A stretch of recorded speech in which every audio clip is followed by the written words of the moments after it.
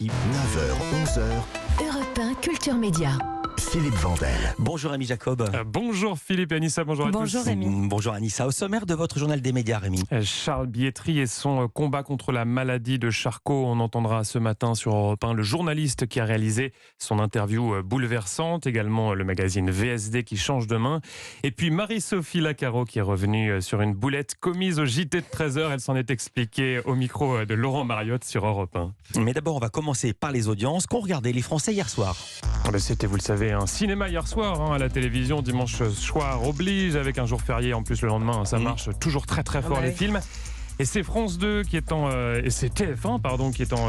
France 2, excusez-moi, je les découvre en direct, qui est en première position avec Jumanji, avec... non, pardon, excusez-moi. Je veux dire ce qui se passe en ce moment, je décris ce qui se passe dans ce studio d'Europe 1. Rémi Jacob est en train de lire les audiences qui sont en train de tomber sur son ordi. Il est 9h06 et 44 secondes. Eh bien, on est en direct. Et on est en direct et je les découvre en direct. C'est France 2 avec la folie des grandeurs. Je vous parlais des grands classiques qui marchent toujours à la télévision. Oui, un carton, 3,7 millions de téléspectateurs et 20,5% d'audience pour ce grand classique, maintes et maintes fois rediffusé derrière TF1 pardon, avec Jumanji, avec le regretté Robin Williams. 2,9 millions de téléspectateurs et 16,7% de part d'audience. Et puis France 3 qui clôture ce podium avec Annika, 2,5 millions de téléspectateurs et 13,8% de part d'audience pour cette nouvelle série policière qui nous vient tout droit d'Écosse et c'est un bon démarrage. Sur le reste du week-end, allez, un carton à retenir, c'est celui de la série Cassandre, diffusée vendredi soir. 4,8 millions de téléspectateurs.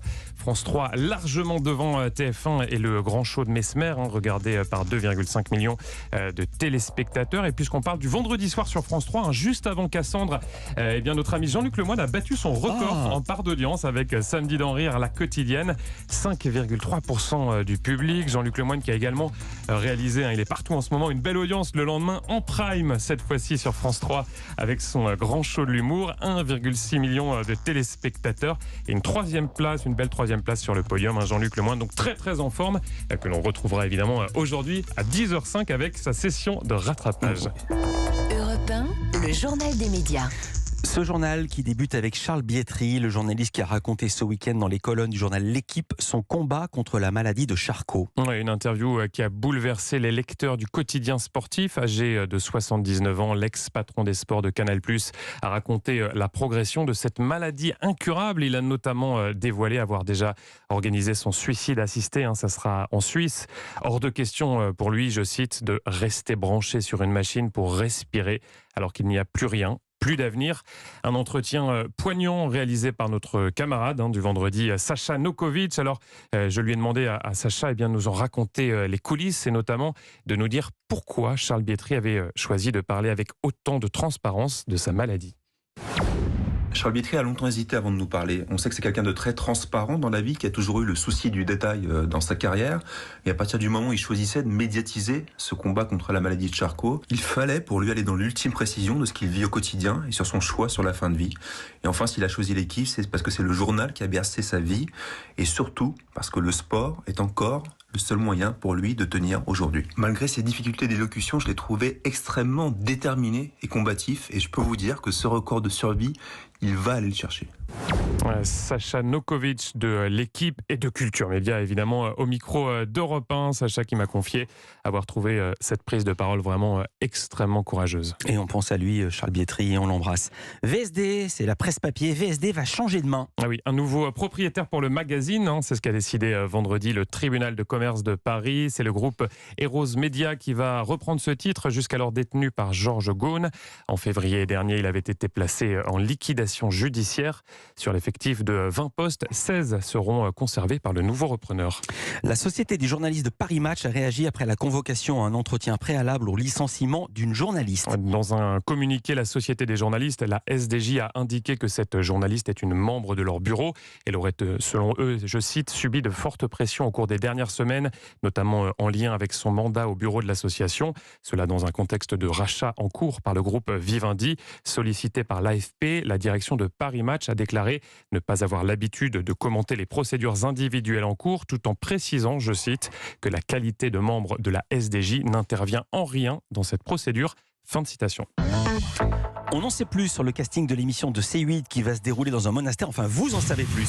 Un concept très original pour ce programme. L'idée, c'est d'envoyer des people en retraite spirituelle dans un monastère. Sans portable, donc. Exactement. On coupe totalement ça va leur le faire portable. drôle. Mais oui, on se reconnecte avec soi-même. Et selon nos confrères de Télé Loisirs, voici les personnalités qui ont accepté de se livrer à cette expérience. Le tournage vient tout juste de s'achever. Alors, il y a Clara Morgan, Jean-Marc Généreux, Delphine Vespizer, l'ancien champion des 12 coups de midi, Paul Elkarat, Simon Castaldi et enfin la comédienne Fabienne Cara. La journaliste Marie-Sophie Lacaro est revenue au micro de Laurent Mariotte sur une boulette commise jeudi pendant son JT de 13h, donc le JT de TF1. Ouais, une boulette qui a beaucoup fait, parler. Je rappelle, pour les auditeurs qui ne l'auraient pas vu, cette boulette, c'était pendant un micro-trottoir consacré au manque de carburant dans les stations-service du Val-de-Marne, c'est en région parisienne. Plusieurs automobilistes étaient interrogés par la journaliste, dont celui-ci. Ce monsieur est venu pour du samplon 98. J'ai appelé avant de venir, figurez-vous, et il m'a dit oui, le monsieur. Là, il n'y en a plus. Comment ça, il n'y en a plus? Mais il m'a dit oui. Ouais, même sans les images. Alors, le problème, vous l'avez compris, c'est que ça n'était pas Non, et les gens n'ont pas compris. Un automobiliste lambda. Il s'agissait de Michel Jonas, le Michel Jonas, qui n'a donc pas été reconnu par la journaliste qui a réalisé ce reportage. Elle le présente, vous l'avez entendu, comme ce monsieur venu acheter du samplon 98. Évidemment, sur les réseaux sociaux, cette boulette n'est pas passée inaperçue. Ça a beaucoup fait rigoler les internautes. Alors, Marie-Sophie Lacaro était l'invitée ce samedi de notre camarade Laurent Mariotte sur Europe 1 dans son émission La table des bons vivants, et elle est revenue sur cette séquence avec beaucoup d'humour. Moi, je n'ai pas vu ce reportage avant sa diffusion. Il a été pris dans les toutes dernières secondes avant sa diffusion. Et donc, le rédacteur en chef me dit tu vas rigoler, il y a Michel Jonas dans ce sujet. Ah bon, mais non, c'est pas possible. C'est que c'est une blague. Oui, je crois que c'est une blague. Et c'est ça, à force de crier au loup, on ne croit plus. Je crois que c'est une blague, on fait souvent des blagues. Et quand il arrive à l'antenne, je me dis mais oui, mais c'est lui, mais oui. Et effectivement, ce n'est pas dit dans le reportage. Et c'est 10 secondes avant la fin, avant le retour antenne, comme on dit. Et donc là, je me dis mais donc si ce n'est pas dit, c'est que c'est pas lui. Enfin, vous voyez, et donc on est à 10 secondes du retour, et donc je me dis, bon, il faudrait pas non plus que je dise, vous l'avez reconnu, et que ce soit pas lui. Toujours se méfier de son rédacteur en chef, c'est la conclusion. On salue d'ailleurs le nôtre, Alexandre Gamelin, qui nous fait pas trop de blagues, Anissa, Philippe. Alexandre Ça Gamelin. dépend des jours, quelquefois il en fait. Ouais. Et c'était donc les explications de Marie-Sophie Lacaro. Et d'ailleurs, tiens, vous Philippe et Anissa, est-ce que vous l'aviez reconnu, Michel Jonas, dans cette séquence? Ah moi non, moi je suis prosopagnosique, je reconnais pas les visages. Alors expliquez ce terme aux auditeurs qui ne connaissent pas. C'est quelqu'un qui a l'impression que tous les gens, c'est pas une maladie, c'est un trouble. C'est l'impression qui fait que j'ai l'impression que tous les gens se ressemblent. Ouais. Je vois tout le monde comme des Playmobil. Ah, c'est pour ça que vous me demandez ce que je fais là tous les jours. Tous les matins à la cafette. Bonjour, non, parce que toi, je te reconnais à la voix. Merci beaucoup Rémi Jacob. À demain pour un nouveau journal des médias.